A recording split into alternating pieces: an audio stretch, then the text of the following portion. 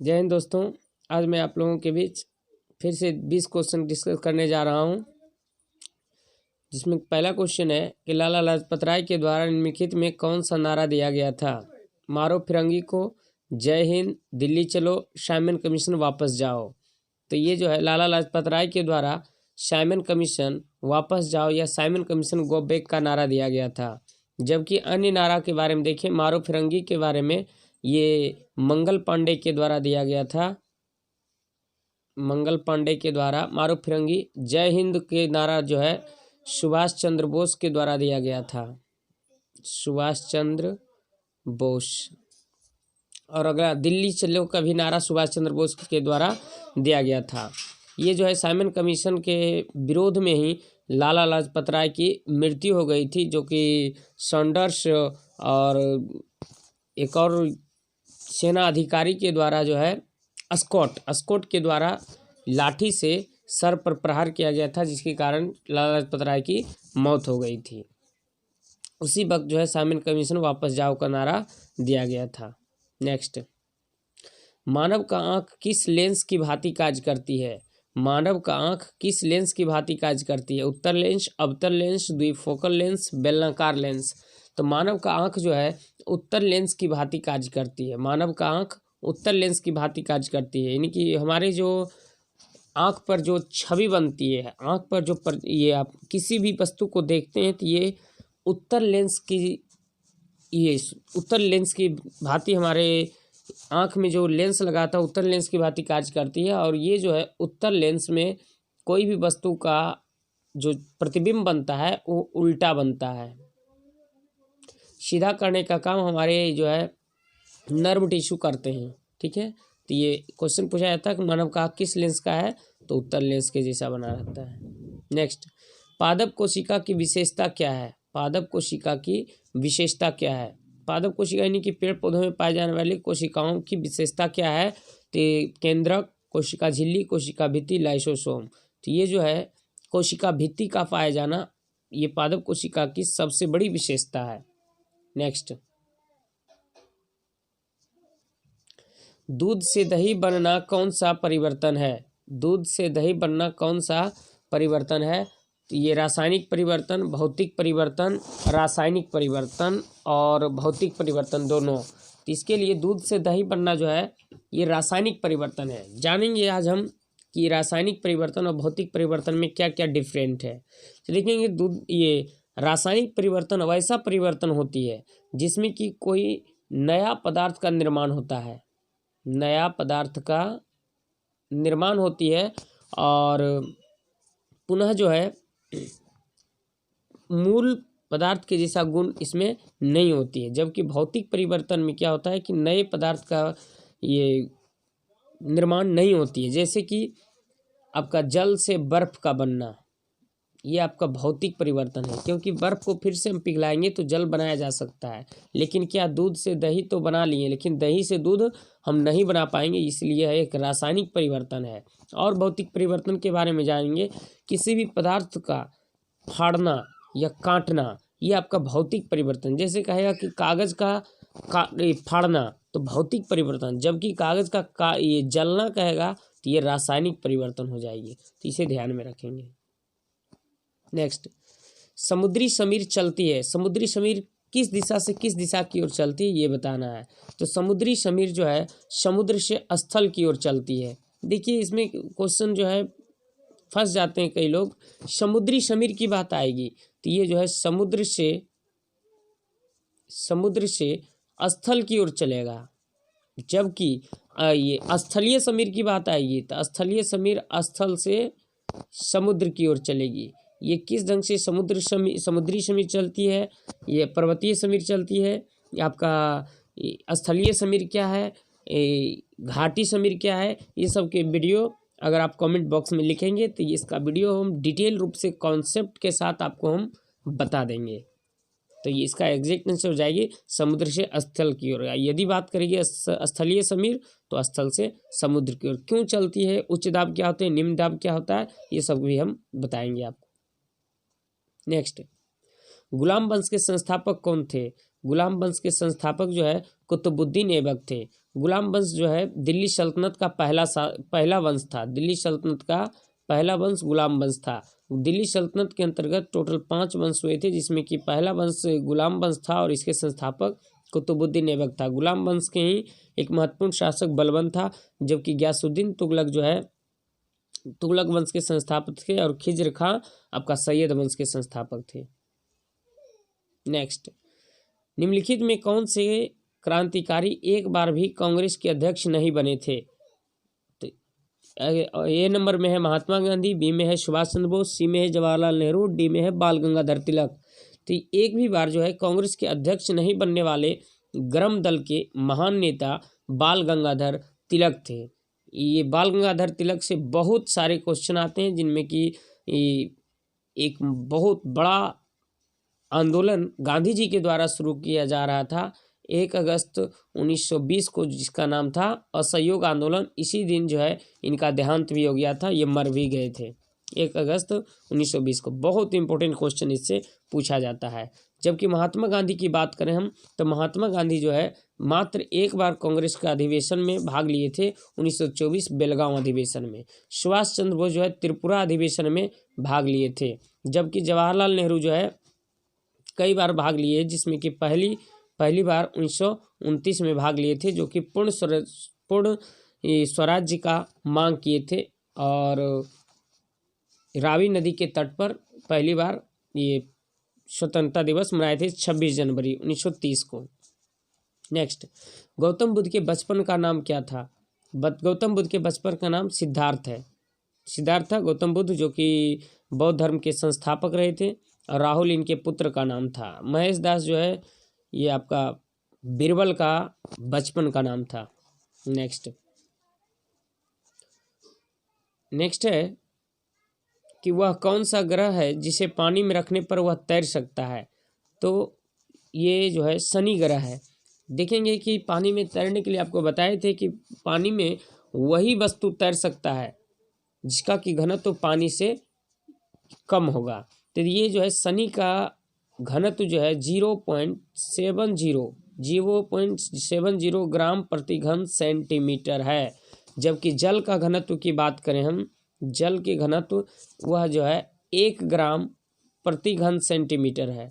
तो देखिए 1 ग्राम घन सेंटीमीटर से 0.70 ग्राम कम है। इसलिए यदि शनि जितने बड़ी है उससे बड़ी आकृति में, बड़े क्षेत्रफल में यदि जल रखा दिया जाए और उसमें शनि ग्रह को डाल दिया जाए तो वह तैर सकता है, लेकिन उतनी बड़ी हमारे पास पृथ्वी पर यह आपका जल क्षेत्र नहीं है। नेक्स्ट, दक्षिण भारत का ताजमहल किसे कहा जाता है? लाल किला को, 2.5 दिन के झोपड़ा को, बीवी के मकबरा को, नूरजहां के मकबरा को। तो दक्षिण भारत का ताजमहल जो है बीवी के मकबरा को कहा जाता है। दक्षिण भारत का ताजमहल बीवी के मकबरा को कहा जाता है और ये जो है महाराष्ट्र के औरंगाबाद जिला में है। ये जो है औरंगजेब के पत्नी के समाधि स्थल पर बनाया गया है। लाल किला दिल्ली में है, जिसे कि शाहजहां ने बनवाया था। 2.5 दिन का झोपड़ा राजस्थान के अजमेर में है, जिसे कि कुतुबुद्दीन ऐबक ने बनवाया था। नेक्स्ट,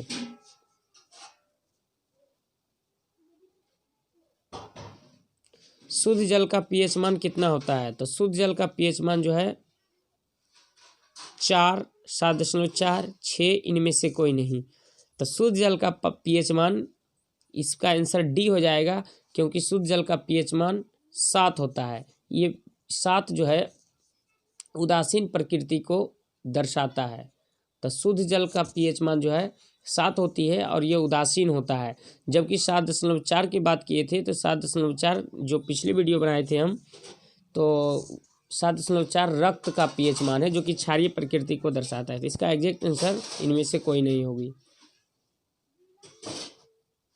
नेक्स्ट है कि राजा राम मोहन राय को राजा का उपाधि कौन दिया था? तो राजा राम मोहन राय को राजा की उपाधि जो है ये मुगल बादशाह अकबर द्वितीय ने दिया था। नेक्स्ट, इंडियन इंडिपेंडेंस लीग की स्थापना किसने किया था? इंडियन इंडिपेंडेंस लीग यानी कि इसको हिंदी में कह सकते हैं भारतीय स्वतंत्रता, ये क्या कहते हैं, लीग या संगठन। इसकी स्थापना जो है जवाहरलाल नेहरू और सुभाष चंद्र बोस दोनों ने किया था। जवाहरलाल नेहरू और सुभाष चंद्र बोस ने। इंडियन इंडिपेंडेंस लीग, इसलिए इसका आंसर हो जाएगी सी। ये जो है जब 1928 में नेहरू रिपोर्ट तैयार किया जा रहा था, तो नेहरू रिपोर्ट में ही जब मोतीलाल नेहरू के द्वारा नेहरू रिपोर्ट तैयार किया गया है मोतीलाल नेहरू के द्वारा। जब मोतीलाल नेहरू ने नेहरू रिपोर्ट तैयार कर रहे थे तो उसमें जो है डोमिनियन स्टेट का मांग किया गया था, अधिराज्य या ये स्वायत्त शासन का मांग किया गया था। जबकि इससे जो है ये जवाहरलाल नेहरू और सुभाष चंद्र बोस ने विरोध किए थे डोमिनियन स्टेट का। डोमिनियन स्टेट का मतलब होता है कि पूरे टॉप पर ब्रिटिश सरकार रहेगी, उसके नीचे की सभी भाग स्वतंत्र होंगे। जबकि जवाहरलाल नेहरू और सुभाष चंद्र बोस का कहना था कि पूर्ण स्वराज का मांग किया जाए। ऐसा नहीं हुई थी, जिसके कारण जो है ये जवाहरलाल नेहरू और सुभाष चंद्र बोस ने एक अलग लीग की स्थापना कर दिए थे, इंडियन इंडिपेंडेंस लीग की। अगला है, यूरोप और एशिया को कौन सा पर्वत अलग करता है? यूरोप और एशिया को कौन सा पर्वत अलग करता है? अराकाम पर्वत, यूराल पर्वत, आल्प्स पर्वत और रॉकी पर्वत। तो देखेंगे इसका आंसर हो जाएगी यूराल पर्वत। यूराल पर्वत जो है यूरोप और एशिया को अलग करती है। यूरोप और एशिया को अलग करती है यूराल पर्वत। अराकाम पर्वत जो है म्यांमार में है, जबकि आल्प्स पर्वत का बात करें तो आपका ये क्या कहते हैं जी, भूल रहे हैं, माइंड से हट गया है। रॉकी आपका एंडीज में स्थित है। नेक्स्ट, रॉकी पर्वत दक्षिण अमेरिका का पर्वत है। अगला, न्यूटन के किस नियम से बल का परिभाषा प्राप्त होती है? न्यूटन के किस नियम से बल की परिभाषा प्राप्त होती है?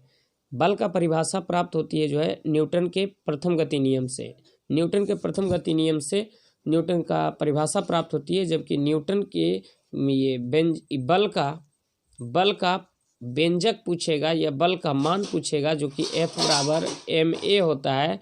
ये जो है न्यूटन के दूसरा गति नियम से प्राप्त होती है। परिभाषा न्यूटन के प्रथम गति नियम, जबकि व्यंजक न्यूटन के दूसरे गति नियम से। HRA संगठन की स्थापना किसने किया था? HRA का पूरा नाम होता है Hindustan Republican association. Hindustan Republican association होती है, एसोसिएशन। इसका जो है स्थापना, हिंदुस्तान रिपब्लिकन एसोसिएशन की स्थापना सचिंद्र नाथ सन्याल ने किए थे।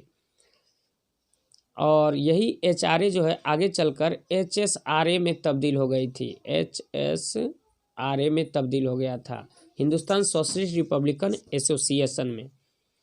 और जिसकी स्थापना जो है चंद्रशेखर आज़ाद ने, HSRA की स्थापना चंद्रशेखर आज़ाद, जबकि भगत सिंह एक सभा का स्थापना किए थे जिसका नाम है नौजवान भारत सभा। नौजवान भारत सभा, नौजवान भारत सभा की स्थापना भगत सिंह ने किया था, जबकि चंद्रशेखर आज़ाद जो है HSRA की स्थापना किया। सचिंद्र नाथ सन्याल और राम प्रसाद बिस्मिल ये सब जो है HRA के सदस्य थे। अगला है कि विश्व एड्स दिवस कब मनाया जाता है? विश्व एड्स दिवस कब मनाया जाता है? 1 अप्रैल, 8 मार्च, 7 अप्रैल, 1 दिसंबर। तो विश्व एड्स दिवस जो है 1 दिसंबर को मनाई जाती है, जबकि अन्य तिथि भी, हमारे जितने भी ऑप्शन होते हैं सब में कुछ न कुछ क्वेश्चन का राज छुपा रहता है। भले आपको 20 क्वेश्चन का डिस्कशन किया जाता है, लेकिन अगर ध्यानपूर्वक देखेंगे तो कम से कम 60-70 क्वेश्चन ये 20 मिनट में लगभग कराई जाती है। तो 1 अप्रैल को जो है विश्व, ये आपका पहले 8 मार्च वाला देखें। 8 मार्च को विश्व महिला दिवस मनाई जाती है। विश्व महिला दिवस मनाई जाती है। 7 अप्रैल को आपका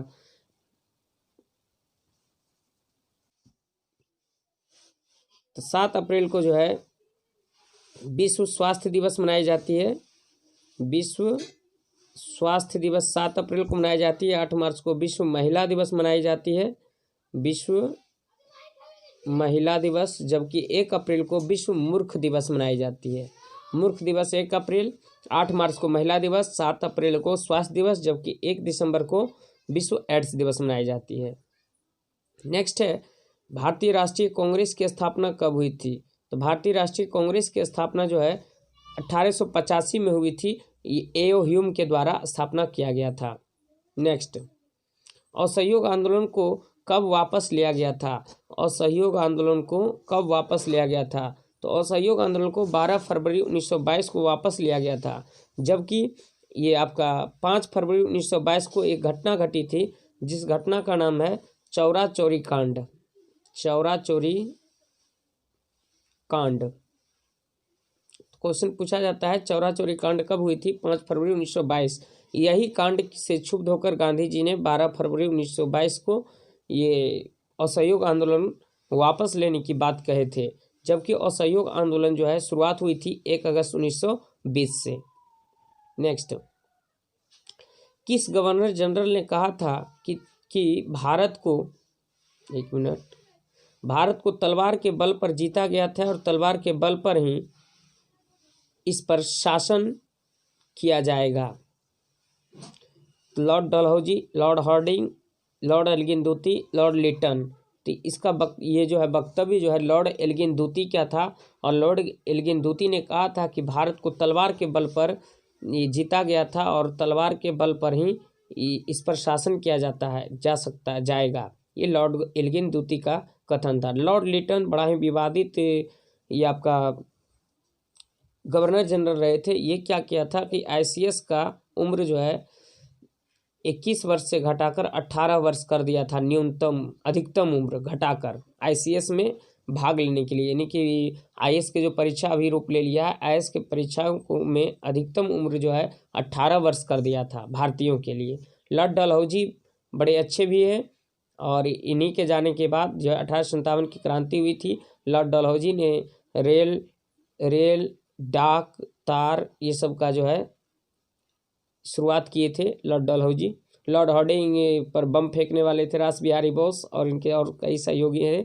ये सब हम चर्चा आगे किसी वीडियो में करते हैं। ये 20 क्वेश्चन का सीरीज आपको उम्मीद करते हैं कि बहुत मज़ा आया होगा और मिलते हैं नेक्स्ट वीडियो सीरीज में। तब तक के लिए आप लोगों को बहुत बहुत धन्यवाद।